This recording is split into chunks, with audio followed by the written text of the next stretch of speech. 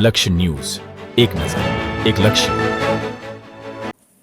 દિયોદરની ઓગણનાથ સોસાયટીના બંધ મકાનને ગત મંગળવારની રાત્રિએ તસ્કરોએ નિશાન બનાવી ઘરના તાળા તોડી સોના ચાંદીના ઘરેણાં અને રોકડની રકમ અજાણ્યા ચોર ટોળકીએ ચોરીને અંજામ આપ્યો.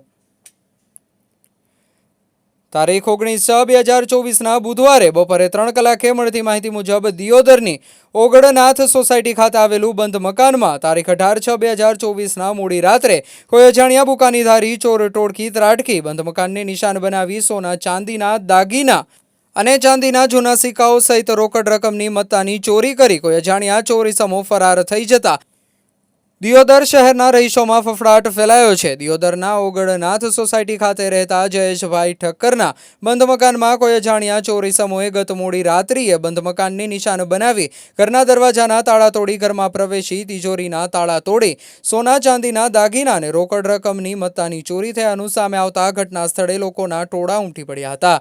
દિયોદર પોલીસને જાણ થતાં ઘટના સ્થળે પહોંચી આગળની કાર્યવાહી હાથ ધરી છે. ત્યારે મંગળવારની મોડી રાત્રે ઓગણનાથ સોસાયટીના બંધ મકાને તસ્કરોએ નિશાન બનાવ્યા છે. બંધ મકાનના તાળા તોડી ઘરમાં અંદર પ્રવેશી ચોરીને અંજામ આપ્યો હતો. બુધવારે વહેલી સવારે સ્થાનિક લોકો તેમજ મકાન માલિકને જાણ થતાં ચોરીની ઘટનાની દિયોદર પોલીસને જાણ કરવામાં આવી હતી. જે ઘટનાને લઈ દિયોદર પોલીસે તપાસના હાથ દોર ધમધમાટ શરૂ કર્યો છે. ત્યારે દિયોદરમાં ફરી એકવાર ચોર ટોળકી સક્રિય થઈ છે અને બંધ મકાનોને નિશાન બનાવતા શહેરના રહીશોમાં ફફડાટ ફેલાયો છે.